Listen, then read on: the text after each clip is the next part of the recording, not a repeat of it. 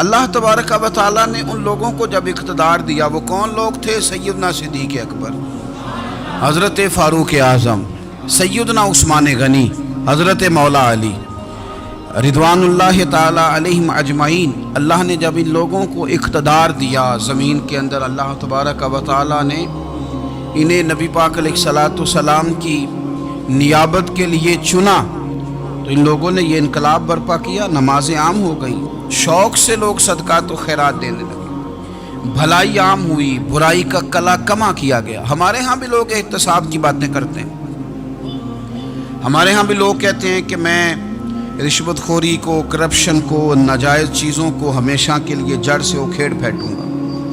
लोग दूसरों से मुतालबा करते हैं कि ये सारे काम जायज़ करें, लेकिन ख़ुद इस पर अमल करने को तैयार नहीं होते। याद रख लें कि ये जो एहतसाब है, ये इंसान की अपनी ज़ात से शुरू होता है। आप जब निज़ाम एहतसाब दुनिया के अंदर मुस्तहकम करना चाहते हैं, तो उसमें फिर आपको अपनी ज़ात को सामने पेश करना पड़ेगा। आज हम बात करने जा रहे हैं सैयदना फ़ारूक़ आज़म रदी अल्लाह ताला।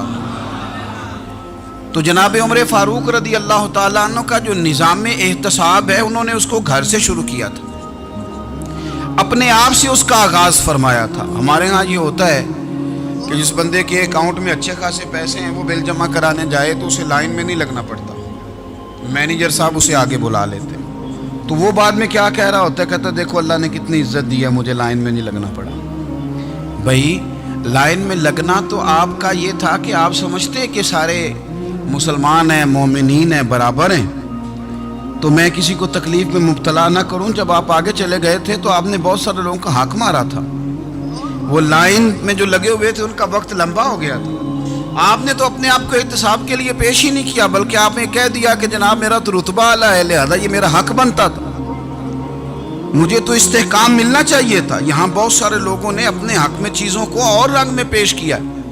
सैयदना फ़ारूक़ आज़म रदी अल्लाह ताला अन्हु ने इस निज़ाम एहतसाब को अपने घर से शुरू फरमाया। हज़रत उमर फ़ारूक रदी अल्लाह ताला अन्हु अपने बच्चों से फरमाया करते थे कि जब मैं हुक्म लोगों को करूँगा ना, अपनी रियाया को, मुसलमानों को मैं कोई हुक्म दूंगा, तो तुम्हें पहले उस पर अमल करना पड़ेगा।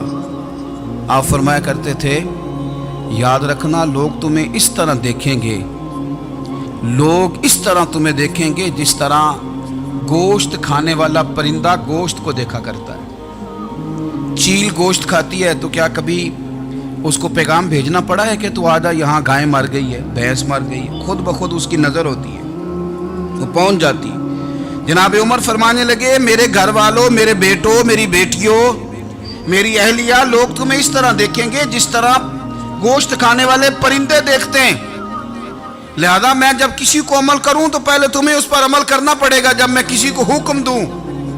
आप फरमाने लगे, याद रखना अगर तुमने मेरा हुक्म ना माना, तो गैरों ने हुक्म ना माना तो उन्हें एक सज़ा मिलेगी, और अगर मेरे घर वालों ने ना माना तो डबल सज़ा मिलेगी। तुम पर डबल सख्ती की जाएगी कि तुमने मेरी बात क्यों नहीं मानी। ये निज़ाम एहतसाब है। हम ना दूसरों के बच्चों का गला काट के अपने बच्चों की खुशियाँ लेना चाहते हैं। हम चाहते हैं कि दूसरों के बच्चों के हिस्सों का माल मेरे घर में आ जाए, आ जाता है। कुछ लोगों की सियासत चल जाती है, कुछ लोगों का फरेब और फ्रॉड काम कर जाता है, लेकिन वो घर रोशन नहीं होते। उन घरों में पैसा होता है पर करार रुखसत हो जाता है। उन घरों में आसानियाँ और वुसअतें तो आ जाती हैं, लेकिन एक दूसरे का एहतराम ख़त्म हो जाता है। सैयदना फ़ारूक़ आज़म रदी अल्लाह ताला अन्हु का ये तरीका था कि वो अपने बच्चों पर सख्ती करते। आप हमारे मुल्क में ये निज़ाम है, मौजूदा हुक्मरान हो या इनसे पिछले, बच्चे सब के मुल्क से बाहर रहते हैं। यहाँ रहते हैं तो महल्लात में, बाहर जाते हैं तो बड़ी बड़ी आसाइशों में। इनके बच्चों के लिए कानून भी अलग से हैं, कायदे भी अलग से हैं, और हमारे मुल्क के अंदर तो एक बाकायदा प्रोटोकॉल का सिस्टम है। उस सिस्टम से गुजर कर बड़े बड़े लोग चलना पसंद करते हैं। हमारे ज़माने में भी कुछ चीज़ें सरकारी होती हैं खालिस, लेकिन अजीब निज़ाम है ना, हर चीज़ का किराया बढ़ जाता है, सरकारी दुकान का नहीं बढ़ता। باقی دکانیں 5-6 سال کے لیے ملتی ہیں، سرکاری دکان پہ آپ قبضہ کرنا چاہیں تو پورے 100 سال کے لیے مل جاتی ہے، چونکہ یہ عام عوام کی پراپرٹی ہے تو اس کے ساتھ جو مرضی کو سلوک کرے۔ ایک سرکاری چراگاہ تھی جس کے اندر جانور چرا کرتے تھے، ہمارے ہاں بھی پنجاب میں کچھ جگہ ہوتی ہیں تو ہم لوگ کہتے ہیں شام لاٹ ہے۔ سرکاری چراگاہ میں جانور چرا کرتے تھے۔ حضرت عمر فاروق رضی اللہ تعالیٰ عنہ کے صاحبزادے سیدنا عبداللہ ابن عمر رضی اللہ تعالیٰ عنہ نے بھی ایک اونٹ خرید لیا، تو سب لوگوں کے جانور سرکاری چراگاہ میں چرتے تھے، آپ نے بھی اپنا جانور وہاں چرنے کے لیے کھانے پینے کے لیے چھوڑ دیا۔ وہ جب اونٹ آیا تو پتلا تھا، کچھ دنوں کے بعد وہ فربا ہو گیا، طاقتور ہو گیا، موٹا تازہ ہو گیا۔ حضرت سیدنا عبداللہ ابن عمر رضی اللہ تعالیٰ عنہ نے بیچا تو وہ ڈبل قیمت سے بھی زیادہ کا بکا، کیونکہ پہلے دبلا پتلا تھا، اب موٹا تازہ فربا ہو گیا۔ حضرت سیدنا فاروق اعظم رضی اللہ تعالیٰ عنہ کو پتہ چلا تو بلایا، فرمایا پتر اونٹ بیچ دیا ہے؟ ابا جی بیچ دیا ہے۔ فرمایا کتنے کا خریدا تھا؟ اتنے کا۔ بیچا کتنے کا؟ ڈبل قیمت بتائی۔ فرمایا اس طرح کر کے اصل رکھ لے اور جو اوپر ملی ہے مجھے دے دے۔ حضور آپ نے کیا کرنی ہے؟ فرمایا میں سرکاری خزانے میں جمع کروں گا۔ حضور کیوں؟ فرمایا اس لیے کہ تیرا اونٹ سرکاری جگہ پہ چرا کرتا تھا، وہ گھاس سرکاری جگہ سے کھاتا تھا۔ حضور سب کے کھاتے۔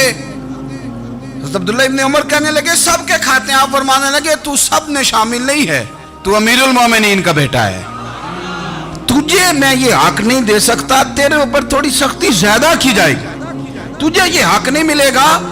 تو اپنے اونٹ کو چونکہ سرکاری چراگاہ میں چرایا کرتا تھا، لہذا تجھے وہ جو اصل رقم یہاں جمع کرانی پڑے گی۔ ہمارے تو بچے پہلی بات تو یہ ہے کہ بات ہی نہیں سنتے،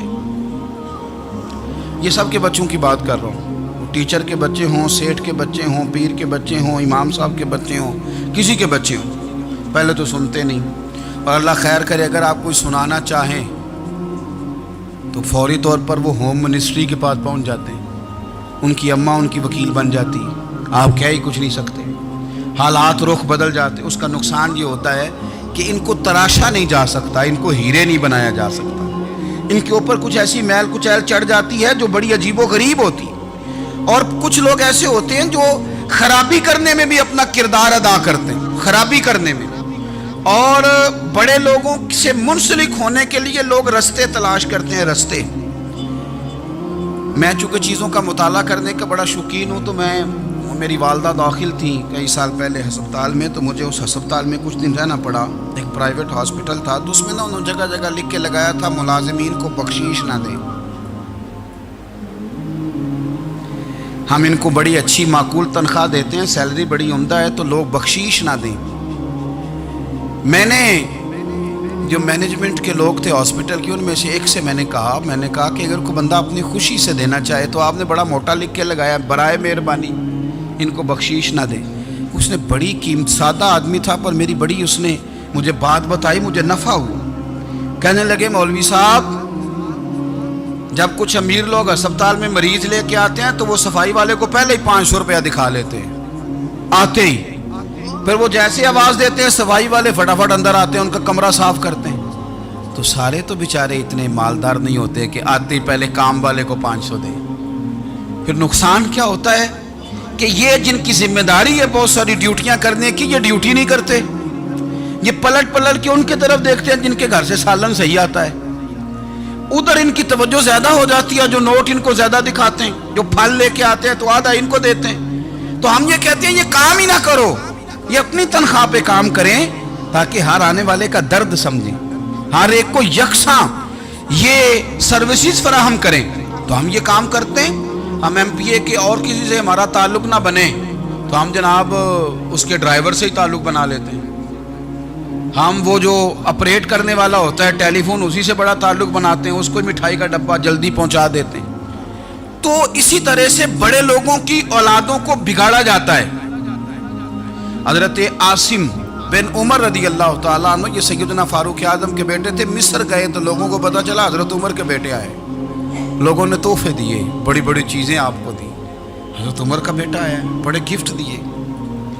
تو صاحبزادے واپس آئے تو ان کے پاس بڑے تحائف تھے، سیدنا عمر فاروق رضی اللہ تعالیٰ عنہ نے دیکھا تو فرمایا ادھر لانا تحفے، کہا ابا جی لوگوں نے مجھے دیے ہیں. فرمایا تو نے کیوں بتایا تھا کہ میں امیر المومنین کا بیٹا ہوں؟ کہا حضور ان کو ویسے ہی پتہ چل گیا.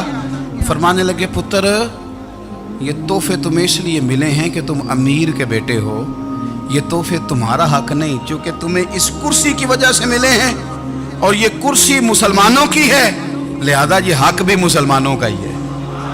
یہ لا سارے مال غنیمت میں جمع کیے جائیں گے. آپ اپنے گھر سے جب احتساب شروع کرتے ہیں، اپنے گھر سے، اور یہ یاد رکھیں یہ جو لوگ آتے ہیں آپ کے بچوں کو نوازنے کے لیے، یہ انہیں خراب کرتے ہیں، بگاڑ پیدا کرتے ہیں، یہ عجیب و غریب سی چیزوں میں مبتلا کر دیتے ہیں، بچوں کا نقصان ہوتا ہے کل کلام. پھر جو شاپر اچھا لے کے آئے پیر صاحب کے بچے ذرا اس سے پیار سے ملتے ہیں، نقصان ہو جاتا ہے، یہ دستے نگر ہو جاتے ہیں، یہ لوگوں کی طرف جیتے ہیں، دوسروں پہ ڈیپینڈ کرنے لگتے ہیں. حضرت ابو موسیٰ اشعری رضی اللہ تعالیٰ عنہ نے پہلے تو ایک قلین بڑا سونا تھا، تو آپ نے حضرت عمر کے گھر بھیج دیا کہ چلو ان کے گھر میں ان کی اہلیہ بچھا لیں گی. کہیں سے تحفہ آیا. پھر وہ جس کمرے میں مال غنیمت اور خزانہ رکھا جاتا تھا اس کی صفائی کر رہے تھے تو ایک دینار مل گیا. تو وہ دینار بچے سارے جا رہے تھے تو ان میں سے حضرت عمر کے ایک بیٹے کو چھوٹے کو بلایا اور بلا کے کہا پتر یہ دینار لے لو. حضرت عمر نے دیکھا کہ بیٹے کے ہاتھ میں دینار بھی ہے اور گھر میں قالین بھی ہے. ایک موقع پہ وہ قالین گیا، ایک موقع پر بچے کو ایک دینار دیا. تو حضرت عمر اپنی اہلیہ سے پوچھنے لگے یہ کہاں سے آیا قالین؟ کہا جناب ابو موسیٰ اشعری رضی اللہ تعالیٰ عنہ نے بھیجا ہے. بیٹے سے پوچھا دینار کہاں سے آیا؟ کہا مجھے انہوں نے ہی دیا ہے. آپ نے وہ دینار بھی لیا اور قالین بھی لیا اور اس کو لپیٹا اور جناب ابو موسیٰ اشعری کو بلایا اور اتنے سخت ناراض تھے. فرمانے لگے ابو موسیٰ اشعری سے کہنا میرے پاس پیدل آئے، گھوڑے پہ نہ آئے. اور جب آئے حضرت ابو موسیٰ اشعری تو جناب عمر اتنے ناراض ہوئے کہ وہ قالین لپیٹ کر تو ان کے سر پہ مار دیا. فرمانے لگے پکڑو اپنا دینار، تمہیں پورے مدینے میں میرے بیٹے کے علاوہ کوئی اور نہیں ملے گا جسے تم خراب کر سکو. میرا پتر ہی ملا تھا بگاڑنے کے، کس نے اجازت دی تم میرے بیٹے کو دینار دو؟ کیوں لائے تم میرے گھر میں قالین؟ حضرت عمر فاروق رضی اللہ تعالیٰ عنہ فرمانے لگے میں زمین پہ سونے کا عادی ہوں، زمین چٹیل بھی ہو تو رب کا بندہ بن کے سوتا ہوں تو اللہ مجھے آرام اور سکون کی نیند عطا فرما دیتا ہے. مجھے تمہارے مخملوں کی اور قالینوں کی ضرورت نہیں ہے. احتساب یہاں سے شروع ہوتا ہے بھائی. یہاں سے ہم نہ اپنے گھر میں بیٹھ کے مایوس باتیں کرتے ہیں اور فلانے کے بچے کہاں پہنچ گئے، فلانے کے بعد بڑا پیسہ آ گیا، میں کچے مکان میں رہوں، میں یہ کروں، دیکھو مجھے نہیں سہولی. یہ تو آپ مایوسی والی باتیں کر رہے ہیں، یہ تو آپ کمزور باتیں کر رہے ہیں. یہ تو اس طرح کی باتیں تو ہارے ہوئے لوگ کرتے ہیں. اس طرح کا لب و لہجہ تو ان لوگوں کا ہوتا ہے جو احساس کمتری کا شکار ہوتے ہیں. یہ آپ نے کس طرح کا لب و لہجہ اور اپنے بچوں کو آپ بھکاری بنا رہے ہیں تاکہ دوسروں کو دیکھیں تو مایوس ہو جائیں. اٹھ باندھ کمر کیوں ڈرتا ہے، پھر دیکھو خدا کیا کرتا ہے.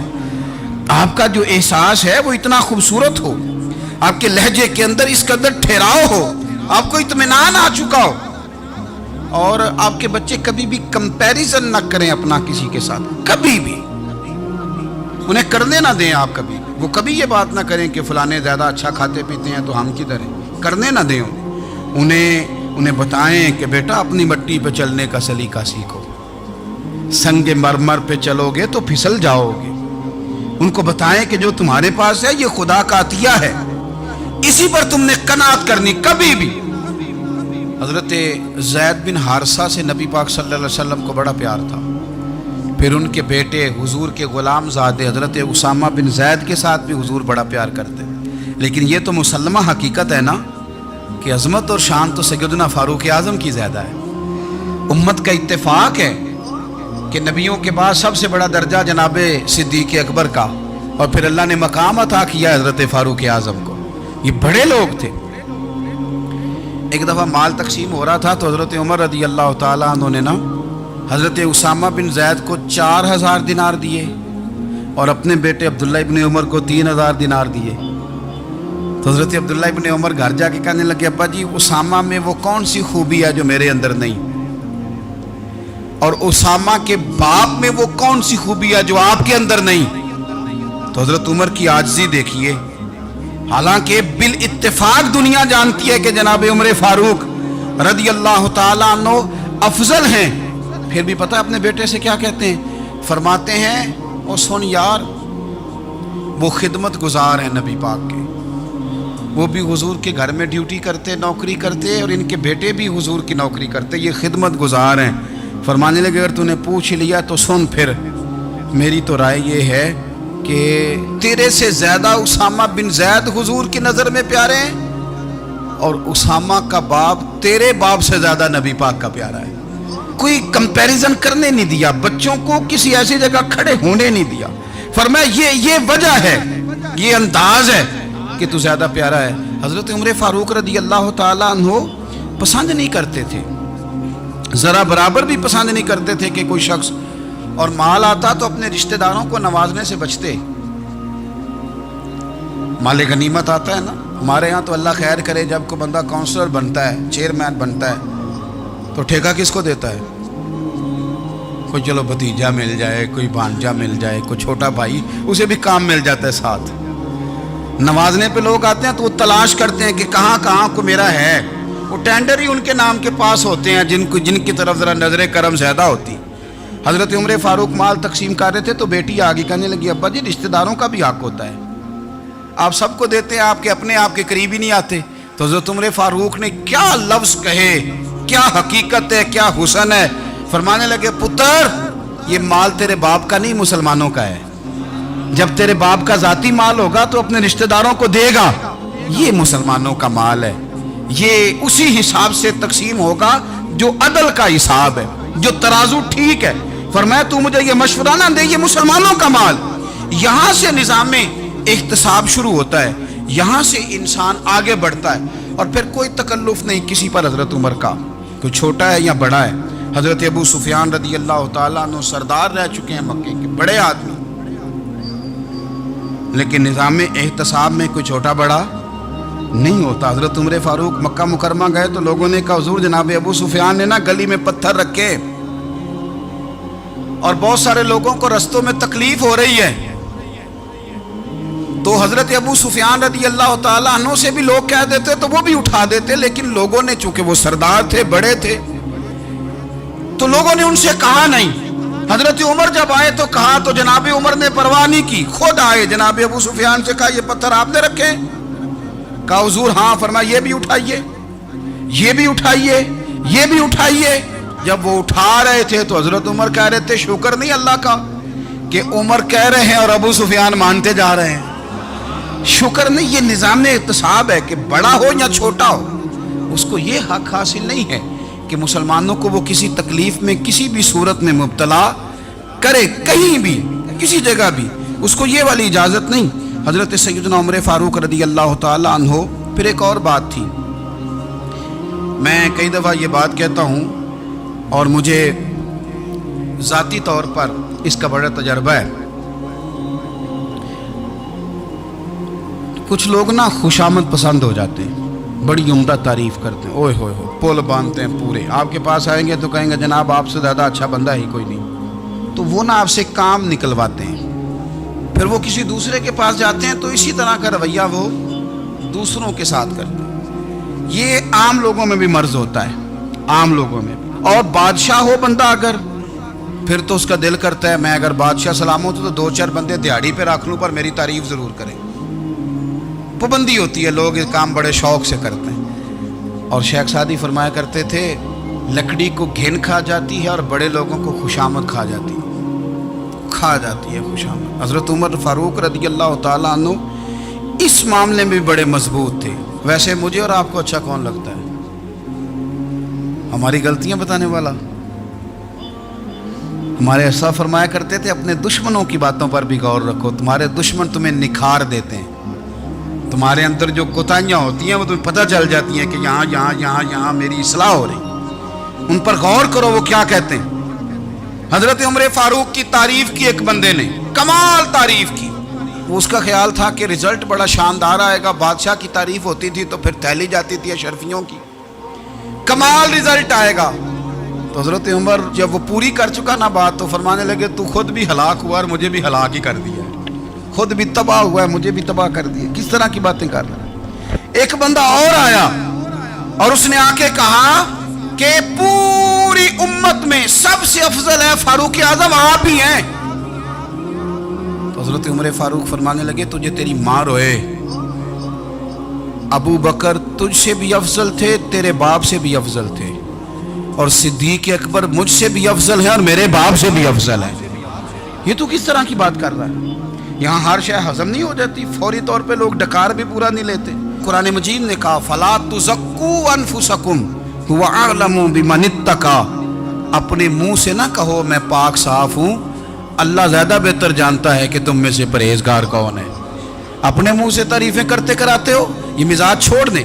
حضرت عمر رضی اللہ تعالیٰ عنہ پسند نہیں کرتے تھے. ایک آدمی نہ چلتا تھا وہاں تو بڑا متکبرانہ چال کے ساتھ چلتا. حضرت عمر نے دیکھا، یہاں تک احتساب فرماتے تھے، زمین پہ زور زور سے پیر پٹکتا، چال بڑی اس کی متکبرانہ، لوگ بڑے پریشان ہوتے. حضرت عمر نے ایک دن سمجھایا، باز نہیں آیا. اگلے دن پہ درہ نکال لیا، لگائے 4 درے، فرمایا آج کے بعد نہ چلنا اس طرح مدینے میں پیر پٹک پٹک کے. اس وقت تو اسے غصہ لگا، لیکن کچھ دیر کے بعد نا جب غصہ اترا تو حضرت عمر کے پاس آیا، کہنے لگا حضور اللہ آپ کا بھلا کرے، آپ نے درے نہیں مارے، آپ نے تو شیطان بھگا دیا جو میرے ساتھ چمٹا ہوا تھا. چمٹا ہوا شیطان آپ نے مجھ سے بھگا دیا ہے. یاد رکھیں مسند امام احمد بن حنبل میں حدیث ہے، اللہ کے پیارے رسول صلی اللہ علیہ وسلم فرماتے ہیں جو دنیا میں متکبرانہ چال کے ساتھ چلتا ہے نا، قیامت کے دن وہ اللہ سے اس حال میں ملے گا کہ رب اس سے ناراض ہوگا. متکبرانہ چال سے نہیں چلیں گے. تو حضرت فاروق اعظم رضی اللہ تعالیٰ عنہ کا یہ طریقہ تھا کہ آپ خیال کرتے. اور پتہ کس طرح کا آپ کا مزاج تھا؟ فرماتے تھے تقسیم کرو، دوسروں کا بھی خیال رکھو. جس طرح بندہ دیوانہ وار نہیں لوگوں کا خیال رکھتا کہ بندہ بگڑے کوئی نہ، دیوانہ وار. کچھ لوگ تبلیغ کرتے ہیں رسمی، اور کچھ لوگ ایسے ہوتے ہیں جو لوگوں کی اصلاح میں دیوانے ہو جاتے ہیں. ان کی خواہش ہوتی ہے یہاں بھی بندہ ٹھیک ہو جائے، یہاں بھی بندہ ٹھیک ہو جائے، یہاں بھی بندہ ٹھیک ہو. کچھ لوگ کڑی نگرانی کرتے ہیں کہ انسان بگڑنے نہ پائے. حضرت عمر فاروق رضی اللہ تعالیٰ عنہ نا گوشت والی دکان کے پیچھے جا کے بیٹھ گئے کئی دنوں تک. وہ کہنے لگا حضور یہاں کیا ہے؟ فرمایا تو اپنا کام کرنا. گوشت والی دکان پہ بیٹھے، کام کر اپنا، نگرانی کرنے لگے حضرت عمر. پھر آپ نے نا وہ بندے پکڑ لیے. کون؟ جو 2 دن مسلسل گوشت خریدنے آئے، پکڑ کے کھڑا کر لیا. فرمایا تو کل بھی گوشت لینے آیا تھا؟ حضور ہاں. فرمایا آج پھر کھائے گا؟ حضور جی. تو آپ فرمانے لگے کیا تیرے محلے سے غربت ختم ہو گئی ہے؟ تیرے رشتہ دار سارے پیٹ بھر کے کھاتے ہیں، تو 2 دن گوشت لینے آتا ہے؟ فرمایا آج کے بعد مسلسل گوشت لینے آیا تو درے سے ماروں گا، خبردار یہ کام نہ کرنا. یہاں تک نظام احتساب کا جب خیال رکھا جائے پھر حالات بگڑا نہیں کرتے، پھر وہ قابو میں رہا کرتے ہیں. حضرت عمر فاروق رضی اللہ تعالیٰ عنہ اس ترتیب کے ساتھ اصلاح کرتے، اس ترتیب کے ساتھ. سیدنا فاروق اعظم رضی اللہ تعالیٰ عنہ کی ایک بات آخر میں عرض کرنی ہے، وہ میں بھی اپنے اوپر لاگو کروں، آپ بھی غور کریں. حضرت عمر فاروق رضی اللہ تعالیٰ عنہ نے نا خط لکھا حضرت ابو موسیٰ اشعری کو. آپ فرمانے لگے یاد رکھنا جو گورنر، جو امیر اپنے رب کریم کی فرما برداری کرتا رہتا ہے نا، اس کی رعایا بھی اس کی فرما برداری کرتی ہے. اور جو لوگ اپنے رب کریم کی فرما برداری چھوڑ دیتے ہیں، پھر جنہوں نے ان کی فرما برداری کرنی ہوتی ہے وہ ان کی فرما برداری چھوڑ دیتے ہیں. آپ نے سپہ سالاروں کو خط لکھے تھے، فوج کے جو جرنیل تھے، کمانڈو تھے، ان کو خط لکھے تھے. فرمایا جو سپاہی نماز نہیں پڑھتا اسے فوج سے نکال دو. اور ساتھ لکھا تھا یاد رکھو جو رب کا وفادار نہیں وہ ہمارا کیسے ہو سکتا ہے، نکال دو ان لوگوں کو، فوج سے الگ کر دو. ہم آج جو بے پناہ پریشان ہیں، ہمارے بچے بات نہیں مانتے، شاگرد بات نہیں مانتے، ہم شکوے کرتے ہیں، بے ادبی بڑھ گئی. ادب کے ساتھ میں گزارش کروں گا بڑوں کی بارگاہوں میں، جو میری طرح کے بڑے بنے ہوئے ہیں، بزرگوں سے نہیں بات کرتا، ان سے میں کہوں گا کہ ہمیں ایک دفعہ اپنے اوپر بھی تو غور کر لینا چاہیے. کہیں ایسا تو نہیں ہے کہ ہم جب تک اللہ تعالیٰ کے فرما بردار تھے، جب تک ہم تقوی کے معیار پر تھے، ہماری بات ماننے والے ہماری بات مان رہے تھے. کہیں ایسا تو نہیں کہ ہم اس معیار سے ہل گئے ہیں تو اب جو ہمارے فرما بردار تھے وہاں سے ہل گئے. حضرت عمر رضی اللہ تعالیٰ عنہ فرمایا کرتے تھے کہ لوگوں کو عجب میں مبتلا نہیں ہونا چاہیے، خود پسندی کا جو ماحول ہوتا ہے اس سے لوگوں کو ہمیشہ نکلنا چاہیے۔ حضرت عمر کے ایک صاحبزادے نے کنگھی کر لی، اچھا لباس پہن لیا تو درہ مارا جناب عمر نے، تو آپ کی بیٹی کہنے لگی ابا یہ تو بالکل جائز ہے، اچھے کپڑے پہننا، اچھا لباس پہننا اور سر میں کنگھی کر لینا، اس پر درہ کیوں مار دیا؟ تو آپ فرمانے لگے بیٹا یہ خود پسندی میں مبتلا ہونے لگا تھا، یہ اپنے آپ کو بہت بھلا سمجھنے لگا تھا، اس کا خیال تھا کہ میں ہی ہوں، میرے علاوہ کوئی نہیں، یہ اس مقام پہ جا رہا تھا جہاں اس کی تربیت رک جاتی، اس لیے درہ مارا ہے۔ ایک دفعہ حکومتی معاملات کے اندر آپ کی اہلیہ نے مشورہ دینا چاہا، بڑے کام بیویاں نہیں کرتی، بڑے بڑے معاملات میں مداخلت نہیں کرتی۔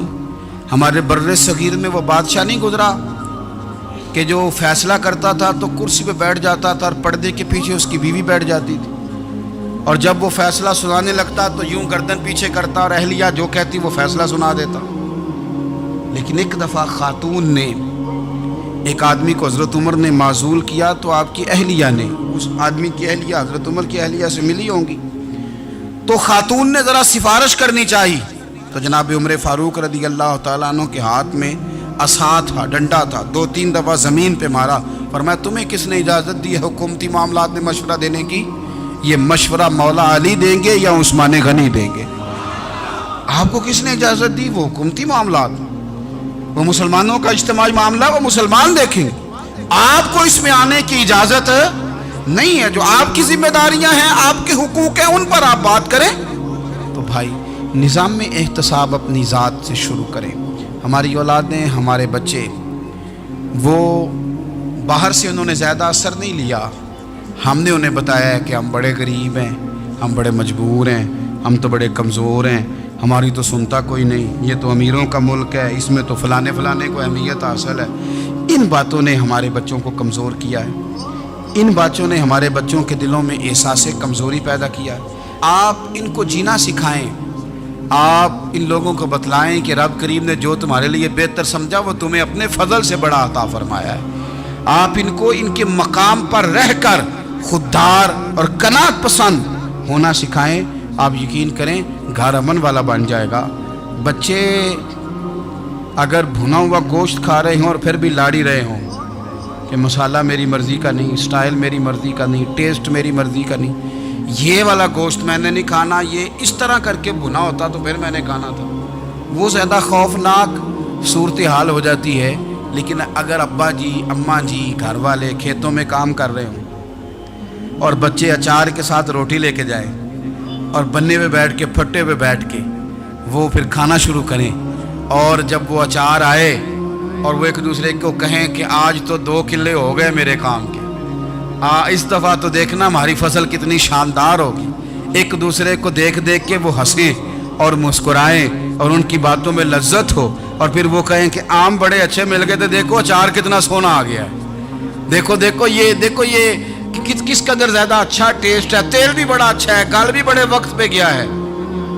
آپ یقین کریں یوں لگتا ہے کہ کائنات کی سب سے بہترین روٹی یہ لوگ کھا رہے ہیں۔ یہ سوچ حضرت عمر نے ہمیں دی ہے، یہ فکر جناب عمر نے ہم تک پہنچائی ہے۔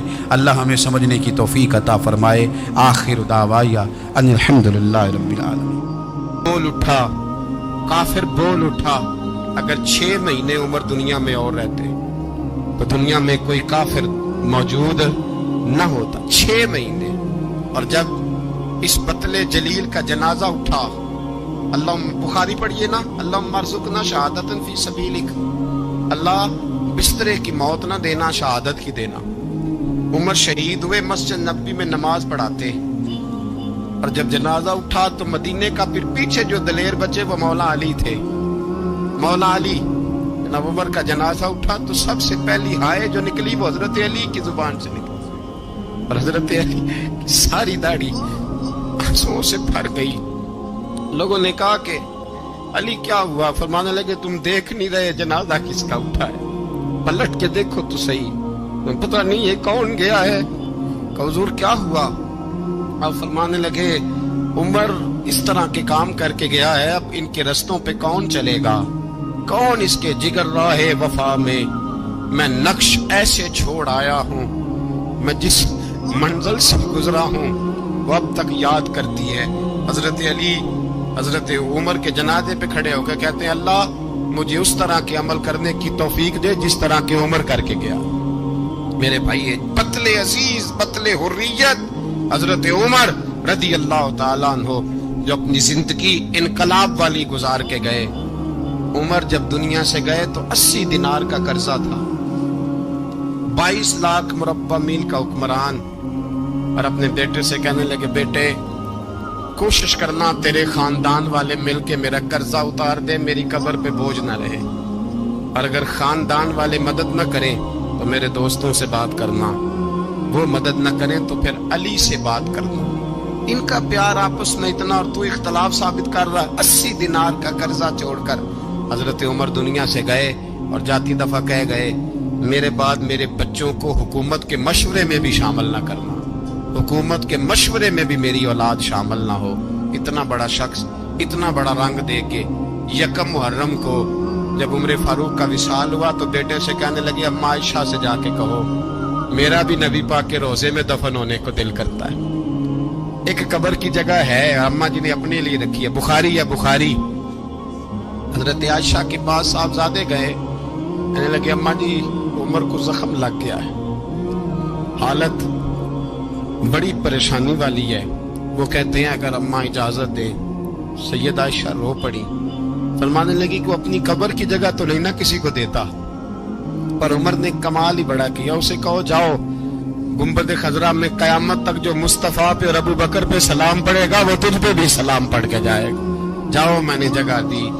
اعلیٰ حضرت فاضل بریلوی رحمت اللہ علیہ فرماتے ہیں وہ عمر جس کے آداب شیدہ شکر، اس خدا دوست حضرت پہ لاکھوں سلام، اس خدا دوست حضرت پہ۔ آپ یقین کریں ممبر پہ بیٹھا ہوں، حضرت عمر کا جب نام لیتا ہوں تو میرے وجود کے رونگٹے کھڑے ہو جاتے ہیں۔ حضرت عمر کی زندگی جب پڑھتا ہوں تو لگتا ہے خدایا ایسے شخص بھی دنیا میں آئے کہ حضرت عمر رضی اللہ تعالیٰ عنہ کا آج یوم شہادت ہے۔ میرا تو دل کرتا تھا کہ فجر سے باتیں شروع ہوں اور سارا دن ہی عمر کی باتیں ہوتی رہیں، سارا دن جناب عمر کی باتیں، سارا دن، اس لیے کہ ذکر جناب عمر کا ہوگا پر راضی اللہ کے رسول ہوں گے۔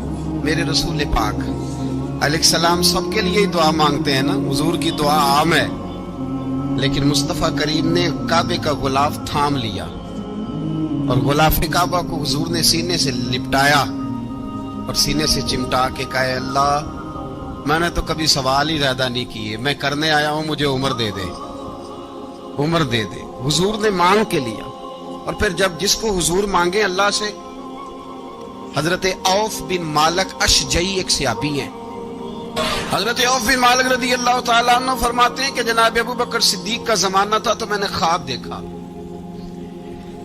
میں نے خواب میں جناب عمر کو دیکھا، اور میں نے دیکھا کہ کوئی کہنے والا کہہ رہا ہے کہ عمر وہ ہے کہ اللہ کے رستے میں کوئی اسے جتنا مرضی برا بھلا کہے یہ پرواہ نہیں کرتا۔ کس کے رستے میں؟ بولے سارے۔ اس کا مطلب ہے اللہ کے رستے میں لوگ برا بھلا بھی، قرآن مجید نے کہا وَلَا يَخَافُونَ لَوْمَةَ لَائِمٍ، کچھ لوگ ایسے ہیں جو برا بھلا کہنے والوں کی وہ پرواہ نہیں کرتے۔ اور دوسری بات میں نے یہ دیکھی کہ عمر خلیفہ بنے گا، اور تیسری بات میں نے خواب میں یہ دیکھی کہ عمر شہید بھی کیا جائے گا، عمر شہید بھی ہوگا۔ یہ میں نے 3 باتیں خواب میں دیکھی۔ فرماتے ہیں میں نے آ کے خواب حضرت ابو بکر صدیق کو سنائی، وہ خلیفہ تھے، وہ کہنے لگے ٹھہر جا میں عمر کو بلاتا ہوں، اس کے سامنے دوبارہ سنانا، اس کے سامنے۔ فرماتے ہیں میں نے بلایا حضرت عمر فاروق کو، آ کے بیٹھے، خواب شروع ہوا۔ کا ایک بات تو میں نے یہ دیکھی کہ آپ ملامت کرنے والے کی پرواہ نہیں کرتے، دوسرا آپ خلیفہ بنے گے۔ جناب عمر کہنے لگے چپ کر، ابو بکر کے سامنے ہی کہہ رہا ہے، چپ کر، خلیفہ کے سامنے ہی کہہ رہا ہے۔ حضرت ابو بکر صدیق کہنے لگے عمر اسے کہنے دو، مجھے لگتا ہے رب کی رضا یہی ہے کہ میرے بعد اگر مصطفیٰ کا منبر ملے تو عمر کو ہی ملے، اسے کہنے دو، کہنے دو۔ حضرت عمر رضی اللہ تعالیٰ عنہ کو تیسری بات کہی، حضرت عوف بن مالک نے کہا آپ شہید کیے جائیں گے، میں نے خواب دیکھی ہے۔ نیک لوگوں کے خواب بڑی حد تک سچے ہوتے ہیں، کہا میں نے خواب دیکھی ہے. تو حضرت عمر کہنے لگے شہید تو دلیر لوگ ہوتے ہیں, شہید تو دلیر, جسے سارا زمانہ دلیر کہہ رہا ہے وہ اپنے بارے میں کیا کہہ رہا ہے؟ کہتے ہیں شہید تو دلیر, میں تو کاہل سا آدمی ہوں, سست آدمی ہوں, میں تو اتنا کام ہی نہیں کرتا. تو یہ خواب تو نے جو ٹھیک ہے دیکھا ہے نا, پھر سے دیکھنا. تو ابو بکر صدیق فرمانے لگے عاجزی نہ کر, انکساری نہ کر, تو جو کہہ رہا ہے ٹھیک کہہ رہا ہے, لیکن مجھے سن کے شکر بھی ہوا ہے اور افسوس بھی ہوا ہے. افسوس اس بات کا کہ تیرے جیسا بطل عظیم چلا جائے گا, اور شکر اس بات کا کہ رب تجھے زندگی بھی اعزاز والی دے گا, اور شہادت کی موت دے کے اللہ تجھے موت بھی عزت والی عطا فرمائے گا. اللہ موت بھی تجھے عزت والی دے گا, تجھے کاہلوں جیسی موت اللہ. حضرت فاروق اعظم رضی اللہ, او بھائی یہاں تو اس زمانے کا سب سے بڑا مسئلہ پروٹوکول ہے. ہم چھوٹے طبقے سے لے کر بڑے سارے پروٹوکول کے قائل ہیں, پر حضرت عمر رضی اللہ تعالی, حضرت عمر کی سادگی اور پھر جناب عمر کی عاجزی, جب انسان اپنے اوپر سوار کر لیتا ہے نا, سوار کر لیتا ہے, میں بدکار پرانا خادم, کسے در ملی نٹ ہوئی, تے واصف یار نے نظر جو کیتی تے واصف ہی ہو. میں اکثر سوچتا ہوں حضور نے جہاں بھی کہا نا, فرمایا میرے بعد نبی ہوتے تو خطاب کے بیٹے عمر ہوتے. حضور نے فرمایا عمر جس رستے سے جاتا ہے شیطان وہ رستہ بدل جاتا ہے. نبی پاک صلی اللہ علیہ وسلم نے فرمایا میرا عمر وہ ہے کہ اس کی زبان پر حق جاری ہے. حضور علیہ الصلوۃ والسلام نے فرمایا 950 سال حضرت جبریل میرے عمر کی شان بیان کریں تو ان کی عظمت ختم نہیں ہوتی. 950 سال جبریل عظمت بیان کرے تو ختم نہیں ہوتی. یہ بات ہے حضرت عمر کی, اور فرمایا عمر ابو بکر کی نیکیوں میں سے ایک نیکی ہے. یہ شان ہے عمر فاروق رضی اللہ تعالیٰ عنہ کی. حضور نے فرمایا میرے بعد نبی ہوتے تو عمر ہوتے, جس گلی سے عمر آئے شیطان رستہ بدل جائے. میرے عمر فاروق کی شان 950 سال بیان ہو تو ختم نہ ہو. عمر کی زبان پر اللہ حق بیان کرتا ہے, جو عمر کہتا ہے وہی رب کر دیتا ہے. حضور ساری زندگی فضیلتیں بیان کرتے رہے, عمر جواب میں کیا کہتے ہیں؟ کوئی بتائے نا کہ یہ والی حدیثیں کبھی عمر نے بھی روایت کی ہوں کہ حضور نے میرے بارے میں یہ کہا ہے. یہ روایتیں وہ روایت نہیں کرتے. ان سے جب لوگ کہتے عمر تیری بڑی بات ہے تو عمر رو پڑتے, کہتے میں تو اونٹ چرانے والے باپ کا بیٹا ہوں, میں تو اونٹ چرانے والے باپ کا بیٹا, اونٹ چرا. اس سے آگے عمر گئے ہی نہیں ساری زندگی, اس سے آگے لفظ ہی نہیں ادا کی. اور میں تو بھائی اونٹ چرانے والا, میرا باپ تو اونٹ چرایا کرتا تھا, 10 اونٹ تھے, میری ڈیوٹی ہوتی تھی, سنبھالے نہیں جاتے تھے, ابا ڈنڈوں سے مارتا تھا. ساری زندگی عمر حج کرنے گئے, ایک خشک تنا کھجور کا عمر فاروق رضی اللہ تعالیٰ عنہ نے اس کو اپنے کلاوے میں لیا, رونے لگے. لوگوں نے کہا عمر کیا ہوا؟ فرمانے لگے یہاں میں اونٹ چرایا کرتا تھا, یہاں میں اونٹ چراتا تھا, 10 اونٹ سنبھالے نہیں جاتے تھے. دیکھو رسول اللہ کی شان, آج ساری امت چلانے کا طریقہ عطا فرما دیا ہے. ساری نظریے سے پیار. یار پیسہ کس کو برا لگتا ہے؟ سارے صحابہ مل کے آئے, کہنے لگے عمر فاروق سے کہنا ہے نبی پاک کے زمانے میں تو ظاہراً غربت تھی, ابو بکر کے دور میں بھی غربت تھی, اب تو بڑا محال ہے.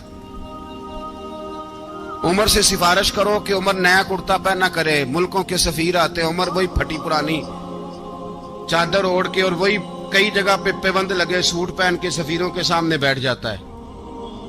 عمر کو مشورہ دو, طے ہو گئی بات. سب نے جب مشورہ دے لیا تو سارے کہنے لگے یہ بتاؤ شیر کی مونچھ کو ہاتھ کون لگائے گا؟ کہنا کس نے ہے؟ بندہ بھی تو ڈھونڈو نا. نے کہا جناب میرا یہ خیال ہے کہ مولا علی شیر خدا کہیں گے, کیونکہ جس شخص کی عمر کو سب سے زیادہ حیا کرتے دیکھا وہ شیر خدا مولا علی ہے رضی اللہ تعالی. علی کہیں گے اس لیے کہ جناب علی تو کئی دفعہ جب گفتگو کرتے تھے تو حضرت عمر چپ کر جاتے تھے اور فرماتے تھے علی نہ ہوتا تو میں ہلاک ہو جاتا. تو کہا علی سے کہو. جناب علی شیر خدا کو بلایا, کس کام کے لیے؟ جی اللہ اکبر. یہ ذرا اپنے اس دور پہ اس بات کو ذرا لاکا جناب ان سے کہیں کہ زیادہ نہیں, ایک کرتا نیا پہن لے. سفیر آتے ہیں, وزیر آتے ہیں تو ایک کرتا نیا پہن لے, حضرت علی کو بلایا, آپ فرمانے لگے کوئی اور بات ہوتی تو میں کہہ دیتا, یہ والی میں نہیں کہہ سکتا. کوئی اور ہوتی تو میں عمر کو کئی دفعہ کہہ دیتا ہوں, جلال میں بھی تو سن, یہ والی میں نہیں کہہ سکتا. میں تمہیں ایک مشورہ دیتا ہوں. کہ وہ کیا؟ کہنے لگے سیدہ عائشہ صدیقہ سے کہو, وہ مومنوں کی ماں ہے, عمر ٹالے گا نہیں. اماں جی سے جا کے کہا اماں جی نیا کرتا عمر سے کہیں پہن لیں, وزیر آتے ہیں بڑے بڑے لوگ, تو چلو کوئی حرج نہیں. اللہ تعالیٰ نے ارشاد فرمایا کہ الذی خلق الموت والحیات لیبلوکم ایکم احسن عملا. فرمایا ہم نے موت اور حیات کو اس لیے پیدا کیا ہے تاکہ پتہ چلے تم میں اچھے کام کون کرتا ہے, بہترین عمل کون کرتا ہے, سوسائٹی میں معاشرے میں اچھا کردار کون چھوڑ کے جاتا ہے. یہاں سے جو لوگ سعودی عرب جاتے ہیں ان کا والد قرض اٹھا کے پلاٹ بیچ کے, یا ماں زیور بیچتی ہے, مجبوری ہے چلو وہاں جائے گا کوئی کاروبار کر لے گا. لیکن بندہ یہاں سے اتنی مجبوری کے بعد وہاں جائے اور وہاں جا کے وہ بالکل فارغ بیٹھا رہے,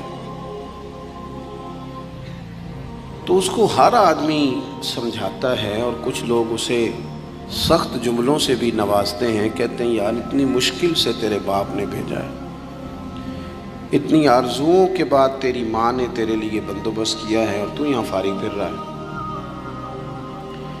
آپ نے دیکھا ہوگا کہ جو لوگ اسکول کالج میں پڑھتے ہیں اور ماں باپ غریب ہوتے ہیں تو ان کے اساتذہ جب انہیں سمجھاتے ہیں تو ساتھ یہ بھی کہتے ہیں کہ یار دیکھ تیرا ابا کتنی مشکل سے تیرے خرچ پورے کرتا ہے. اگر کوئی شخص بھی کسی بھی مقام پہ کوئی ذمہ داری اسے دی جائے اور وہ اپنی ڈیوٹی ٹھیک نہ کرے, مقصد پورا نہ کرے, تو لوگ اس سے خوش نہیں ہوتے, لوگ اس کے لیے اچھے جذبات نہیں رکھتے. کہتے تو اپنا مقصد نہیں پورا, میں یہاں آیا ہوں آپ کو اللہ رسول کی بات بتانے, آپ نے اچھا گمان کر کے مجھے دعوت دے لی کہ شاید یہ ہمیں صحیح طرح سمجھا سکتا ہے. اب میں یہاں آ کے آپ کو اللہ رسول کی بات بتاؤں ہی کوئی نہ, تو آپ کہیں گے میاں آپ کو تو بلایا تھا کہ آپ ہمیں کوئی سمجھا دیں, کوئی نصیحت کر دیں, تو آپ تو ادھر ادھر کی ہانک کے چلے گئے. قبول نہیں کریں گے لوگ. مقصد کو سمجھنا چاہیے. رزق ضرور کمائیں, بڑی اچھی بات ہے, نکاح, بچے, گھر, برادری, قبیلہ, یہ ساری چیزیں ضمن ہیں, ذیل ہیں. اصل کیا ہے؟ ایکم احسن عملا. مقصد تمہارا یہ ہے کہ پتہ چلے تم میں بہترین عمل کون کرتا ہے. اپنے بچوں کے لیے دوڑ دھوپ کرنا یا مال دولت جمع کرنا یا جناب آسائشیں اکٹھی کرنا, یہ تو غیر مسلم بھی کر رہا ہے. میں اکثر کہتا ہوں کہ یہ دیندار طبقہ ہے, میری طرح کے لوگ ہیں. تو ایک بندہ 6 گھنٹے کا سفر طے کر کے آیا ہے, اس نے اسے دیندار سمجھا ہے, نیک آدمی سمجھا جبھی آیا نا. کتنا بڑا اس نے اسے مقام دیا ہے کہ اسے حضور سید عالم علیہ السلام کے دین کا نمائندہ سمجھا ہے. یہ خطیب صاحب ہیں, یہ استاد صاحب ہیں, امام صاحب ہیں, پیر صاحب ہیں. کتنا بڑا اپنا مقام اگر بندہ کبھی سمجھے تو کتنا لوگوں نے اسے بڑا درجہ دیا ہے. اب ایک بندہ ولی سمجھ کے آ رہا ہے, اس کو کتنا درجہ ملے گا. لیکن اگر سامنے والا جس کو وہ اتنا مقدس مقام دیتا ہے کہ ولی سمجھتا ہے, اور اس بندے کا لالچ 2-4 ہزار ہو جائے, 15-20 ہزار 25 ہزار کی تقریر بیچے, نعت بیچے, دعا بیچے, معاذ اللہ, تو اس کا درجہ کتنا بڑا تھا اور وہ کہاں پہ گیا ہے. بھئی یہ کام تو کوئی اور کاروبار کر کے بھی کیا جا سکتا ہے. ضروری تھا کہ حضور کی تعریف کر کے تم کمائی اکٹھی کرتے, تو کوئی اور کام کر لیتے. بڑے کام ہیں دنیا میں, کوئی اور کر لیتے. مقاصد ہمیشہ اعلیٰ رکھیں, چھوٹا مقصد, بڑے مقاصد. یہ جو آرام ہے, آسودگی ہے, آرام سے بیٹھنا ہے, کھانا پینا ہے, اچھا گھر ہونا چاہیے, تنگ کوئی نہ کرے, تو حضرت امام حسین تو مسجد نبوی کے خطیب ہیں, حضور کے روضے پہ بیٹھے ہیں, لوگ پلکیں بچھا کے سلام کرتے ہیں, تو ٹھیک ہے بیٹھے رہتے, موج لگی ہوئی تھی, کیا ضرورت تھی. لیکن امام علی مقام رضی اللہ تعالیٰ عنہ نے مقصد دین رسول پاک سے سیکھا تھا. اپنی زندگی میں آگے بڑھنا، کچھ جدوجہد کرنا، ملت کے لیے، قوم کے لیے، وطن کے لیے، اپنوں کے لیے کوئی کوشش کرنا، ہمت کرنا، نکلنا، اور اپنی ذات سے اٹھ کر تھوڑا سا سوچنا، یہ معیار دین ہے۔ کوئی کام انسان زندگی میں کرے، ہم یہاں تو کچھ کرتے نہیں، اور اگر کرتے بھی ہیں تو وہ کیا ہے بھلا؟ مرضی کے کپڑے خرید لو، مرضی کے جوتے لے لو، مرضی کا مکان بنا لو۔ آپ حیران ہوں گے کہ ہم اس ملک میں رہتے ہیں جہاں سیلاب آیا ہوا ہے، غریب لوگ تکلیف میں ہیں، لوگ خیمہ بستیوں میں رہتے ہیں، پر نئے ماڈل کا موبائل مارکیٹ میں آئے تو وہ شارٹ ہو جاتا ہے۔ ایک طرف لوگوں کو رہنے کو جگہ نہیں، کھانے کو روٹی نہیں، اور دوسری طرف حال یہ ہے کہ لوگ کہہ رہے ہیں جناب گاڑی ہمیں پہلے چاہیے، گاڑی بک کرائیے، وہ پہلے مل جائے، 2-4 لاکھ زیادہ دینا پڑے تو ہم دے دیں گے۔ یہ مقصود نہیں۔ مقصد جب بڑا ہو جاتا ہے نا، بڑا، پھر خود بخود یہ چیزیں چھوٹی لگنے لگ جاتی ہیں۔ یہ جتنی دوڑ دھوپ ذاتی زندگی کے لیے یہ چھوٹی لگنے لگ جاتی ہے۔ یہ بھلا لوگ اکتائے کیوں رہتے ہیں؟ مقصد اعلیٰ نہیں بنایا۔ چلے ایک بندے کا مقصد ہے میں نے شہرت حاصل کرنی ہے، ہو گئی شہرت، جہاں سے جاتا ہے لوگ سلوٹ مارتے ہیں، اب ختم ہو گئی زندگی۔ ایک شخص نے یہ مقصد بنا لیا کہ میں نے بہت سارا مال جمع کرنا ہے، تو ہو گیا مال جمع، تجوریاں بھری پڑی ہیں، اندر کروڑوں روپیہ ہے، لیکن بیمار ہو گئے تو بیماری صحت پیسوں سے خریدی نہیں گئی، نہیں خریدی گئی۔ حضرت حسن بصری کہتے ہیں کہ میں ایک بادشاہ سے مجھے کوئی کام تھا، میں ملنے گیا تو مجھے پتہ چلا کہ بادشاہ سال میں ایک دفعہ اپنے گاؤں جاتا ہے۔ میں اس کے پیچھے اس کے گاؤں چلا گیا تو وہاں ایک قبر تھی۔ بادشاہ نے سب سے پہلے پڑھے لکھے لوگ لا کے قبر کے قریب کھڑے کیے، تو میں نے پوچھا یہ کیا ہو رہا ہے؟ کہنے لگے ذرا دیکھو، یہ بادشاہ کا ایک ہی بیٹا تھا، ایک کی اکلوتا اس کی قبر ہے۔ پڑھے لکھے لوگ پہلے کھڑے کیے، پھر اس کے بعد اس نے ڈاکٹر، حکیم، طبیب کھڑے کیے، پھر اس کے بعد اس نے فوجی، سپہ سالار، نیزہ باز، گھوڑ سوار کھڑے کیے۔ یہ کیا ہو رہا ہے؟ تو کہتے ہیں مجھے بتایا گیا اس کا ایک ہی بیٹا تھا، بیمار ہو گیا، پھر فوت ہو گیا۔ بادشاہ سال کے بعد یہاں آ کے کہتا ہے پتر یہ سارے پڑھے لکھے لوگ میں نے تیری قبر پہ کھڑے کیے ہیں ملک کے، اگر علم لڑا کے تجھے بچایا جا سکتا تو شاید میں مرنے نہ دیتا۔ پھر یہ حکیم، طبیب، یہ سارے کھڑے ہیں، اور بادشاہ کہتا ہے بیٹا اگر یہ ساری ان کی دانائی دے کے تجھے بچایا جا سکتا تو شاید میں تجھے مرنے نہ دیتا۔ پھر بادشاہ سپہ سالاروں کو، گھوڑ سواروں کو، تیر اندازوں کو کھڑا کر کے کہتا ہے پتر اگر طاقتیں لڑا کے بھی موت روکی جا سکتی معاذ اللہ تو شاید میں روک لیتا۔ پھر وہ آخر میں اپنے سر سے تاج اتار کے قبر کے پیروں والی سائڈ پہ رکھ کے رو پڑا، کہنے لگا پتر اگر حکومت دے کے، تخت دے کے بھی تجھے بچایا جا سکتا تو میں فقیر بن کے زندگی گزار لیتا پر تجھے بچا لیتا، لیکن کل نفس ذائقۃ الموت۔ ہم نہ بھول گئے اصل مقصود کیا ہے، کیوں آئے ہیں۔ ہمارا طرز زندگی، اٹھنا بیٹھنا چند ذاتی معاملات کے لیے، چند ذاتی۔ میں کہتا ہوں کہ اگر دین پر بھی عمل، دیکھو نا، وظیفہ پڑھنے سے روزی میں برکت ہوتی ہے، شک کوئی نہیں، صدقہ دینے سے بلائیں دور ہوتی ہیں، شک، بالکل ٹھیک باتیں اپنی جگہ پہ۔ کیا صدقہ رب راضی کرنے کے لیے دینا ہے کہ بلا دور کرنے کے لیے؟ شک کوئی نہیں اس میں کہ آپ اللہ کی راہ میں خیرات کریں گے تو روزی میں برکت ہوگی، تو آج آ کے وہ وظیفہ بھی صرف روزی میں برکت کے لیے ہی پڑھنا ہے۔ وہ جو سب سے بڑی رضا ہے رب کی، دیکھو ضروری نہیں ہوتا، میرے حضرت صاحب رحمۃ اللہ علیہ ایک دفعہ بھی میرے گھر نہیں آئے، اور آپ حیران ہوں گے کہ میں سمجھتا ہوں کہ شاید بہتر ہوا، کیونکہ میری اتنی حیثیت نہیں نا، اوقات نہیں نا، میں کو جیتے دل بر سونا، میں کیوں کر اس نو بھاواں، वेड़े मेरे बढ़दा ना ही पई लख वसीले पावा। मैं समझता हूँ कि अगर उनकी बात मान ली, उनके तरीके पे अमल कर लिया, उनकी कोई रज़ा मिल गई अपने बुज़ुर्गों की या साथिदा की, तो ये ज़्यादा ज़रूरी काम है या ज़्यादा ज़रूरी काम ये है कि फ़ोटो साथ आ जाए, या ज़्यादा ज़रूरी काम ये है कि वो किसी जगह रिकॉर्डेड, बाकायदा रिकॉर्डेड मेरी तारीफ़ कर दे कि बल्ले बल्ले। ये तो ठीक ही नहीं। चीज़ों को जब तक उनकी असल में नहीं लिया जाता, उसूल में, उतनी देर तक मामलात बेहतर है। हम आए हैं दुनिया में बड़े बड़े काम करने, हमें कोई काम करना चाहिए। हमारा बड़ा वक्त ज़ाया होता है, कोई मकसद नहीं हमारा फजूल खुशगपियों का, लेकिन मार रहे हैं।